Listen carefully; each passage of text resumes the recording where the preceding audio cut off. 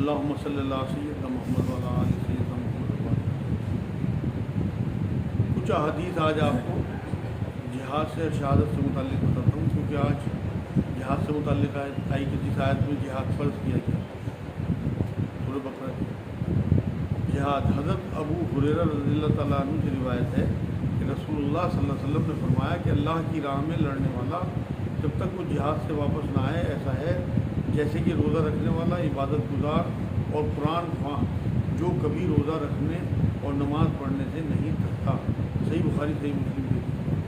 حضرت جابر بن سمرہ رضی اللہ تعالیٰ عنہ سے روایت ہے کہ رسول اللہ صلی اللہ علیہ وسلم نے فرمایا کہ یہ دین ہمیشہ قائم رہے گا اور مسلمانوں کی ایک جماعت ہمیشہ جہاد کرتی رہے گی یہاں تک کہ قیامت قائم ہو۔ صحیح مسلم کی حدیث پر حضرت ابو ہریرہ رضی اللہ تعالیٰ عنہ سے روایت ہے کہ رسول اللہ صلی اللہ علیہ وسلم نے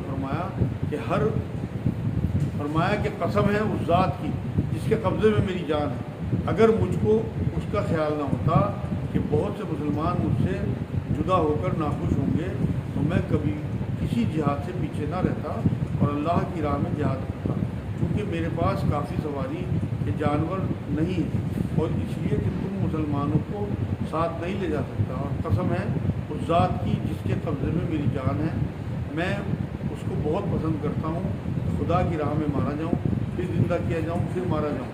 صحیح بخاری صحیح مسلم کی حدیث پاک۔ یہاں میں وضاحت کر دوں کہ سورہ توبہ میں آیتیں آئیں گی کہ جب جہاد کے لیے کال آتی تھی تو بہت سارے غریب لوگ جن پہ سواری نہیں ہوتی تھی وہ نبی اکرم صلی اللہ علیہ وسلم کے پاس آتے تھے، مگر نبی بھی مجبور تھے، ان کے پاس بھی اتنے وسائل نہیں تھے، سب کو ساتھ لے جاتے ہیں، ایسی مجبوری میں بھی چھوڑنا ہی پڑتا تھا۔ پھر ایک بار وضاحت کہ جہاد کا ہمارے ہاں بہت غلط مطلب سمجھا جاتا ہے۔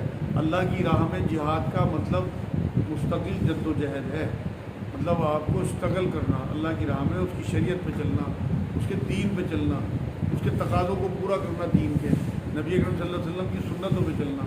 اصل جہاد یہ ہے۔ جہاد کی بہت ساری منزلیں ہیں، ایک عمارت کی طرح، اس کی آخری عمارت کی جو آخری منزل ہوتی ہے، مان لو 7 منزلیں کسی عمارت کی، تو جہاد کی شروع کی 6 منزلیں جو ہیں وہ معاشرے سے متعلق ہیں، 7ویں منزل قتال ہے۔ اس لیے اپنا ذہن کھلے رکھیں، یہ معصوم لوگوں پہ بم پھوڑ دینا، معصوم لوگوں کو قتل و غارت کرنا یہ جہاد نہیں ہے۔ جہاد کے بہت سارے چیزیں ایسی ہیں کہ اپنے علاقے کی حفاظت کے لیے، اپنی جان کی حفاظت کے لیے، اپنے ماں باپ بچوں کی حفاظت کے لیے لڑنا لوگوں سے یا قتل ہو جانا اس میں، یہ بھی جہاد کے زمرے میں آئے گا اور آپ شریک کہلائیں گے۔ لیکن ہر چیز کو جہاد، ہر قتل کو جہاد کہہ دینا یہ نہیں مناسب۔ حضرت عبداللہ بن مسعود رضی اللہ تعالیٰ عنہ سے روایت ہے کہ رسول اللہ صلی اللہ علیہ وسلم نے فرمایا کہ 3 شخص ہیں جنہیں اللہ دوست رکھتا ہے، ایک تو وہ جو رات کو اٹھ کھڑا ہو اور قرآن کی تلاوت کرے، دوسرا وہ جو صدقہ دے دائیں ہاتھ سے اور اس طرح کہ اس کے بائیں ہاتھ کو خبر نہ ہو، تیسرا وہ جو کسی لشکر میں شامل ہو، اس کے ساتھیوں کو شکست ہو گئی ہو اور وہ دشمن کے سامنے کھڑا ہو۔ جامع ترمذی کی حدیث پاک ہے۔ حضرت ابو موسیٰ رضی اللہ تعالیٰ عنہ سے روایت ہے کہ ایک شخص نے رسول اللہ صلی اللہ علیہ وسلم سے عرض کیا کہ ایک شخص جہاد میں اس لیے لڑتا ہے کہ مال غنیمت پائے، اور ایک شخص شہرت اور ناموری کے لیے لڑے، اور ایک شخص اس لیے لڑے کہ لوگ اس کی عزت اور مرتبے کو دیکھیں، تو ان میں سے اللہ کی راہ میں کون ہوگا؟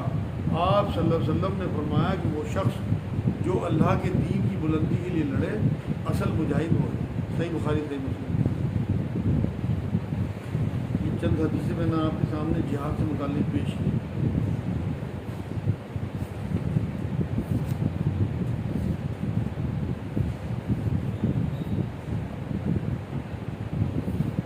دو تین حدیثیں میں آپ کو شہادت سے متعلق بھی بتا دوں جس سے کہ ذہن کھلا رہے۔ حضرت ابو ہریرہ رضی اللہ تعالیٰ عنہ سے روایت ہے کہ رسول اللہ صلی اللہ علیہ وسلم نے فرمایا کہ شہید کو قتل کی صرف اتنی سی تکلیف محسوس ہوتی ہے جتنی کہ تم چونٹی کے کاٹنے کی تکلیف کو محسوس کرتے ہو۔ جامع ترمذی ہے، جیسے چیٹی کاٹ لیتی ہے شہید کو پڑنے کی اتنی تکلیف، تو اللہ کے ہاں اللہ کی راہ میں شہید ہونے کا مرتبہ اتنا بڑا ہے کہ آپ موت کی تکلیف سے ہی مبرہ ہو جائیں۔ حضرت انس رضی اللہ تعالیٰ عنہ سے روایت ہے کہ رسول اللہ صلی اللہ علیہ وسلم نے فرمایا کہ جنت میں داخل ہونے کے بعد کوئی شخص دنیا میں اس خیال سے واپس آنے کو پسند نہ کرے گا کہ زمین میں جو کچھ ہے اس کو پھر مل جائے، مگر شہید اس کی آرزو کرے گا کہ وہ دنیا میں واپس جائے اور 10 مرتبہ مارا جائے، اس لیے کہ وہ شہادت کی عظمت اور ثواب کو جانتا ہے۔ صحیح بخاری صحیح مسلم کی حدیث بات. حضرت سہل بن حنیف رضی اللہ تعالیٰ عنہ کی روایت ہے کہ رسول اللہ صلی اللہ علیہ وسلم نے فرمایا کہ جو شخص اللہ سے سچے دل سے شہادت طلب کرتا ہے اللہ تعالیٰ اس کو شہید کا مرتبہ عنایت فرما دیتا ہے اگرچہ وہ اپنے بستر پر ہی مرے. صحیح مسلم کی حدیث پاک ہے. یہ خوشخبری ہے کہ اگر آپ کے دل میں اللہ کی راہ میں جان دینے کا ولولہ ہے تو آپ کی ڈیتھ اگر نارمل بھی ہوگی تو آپ کو مرتبہ شہادت ملے گا. حضرت سعید بن زید رضی اللہ تعالیٰ عنہ سے روایت ہے کہ رسول اللہ صلی اللہ علیہ وسلم نے فرمایا جو شخص دین کی حفاظت میں مارا جائے وہ شہید ہے. جو شخص اپنی جان کی حفاظت میں مارا جائے وہ بھی شہید ہے. اور جو شخص اپنے مال کی حفاظت میں مارا جائے وہ بھی شہید ہے. اور جو شخص اپنے گھر والوں کی حفاظت میں مارا جائے وہ بھی شہید ہے. جامع ترمذی سنن ابو داؤد کی حدیث. یہ آج کی حدیث.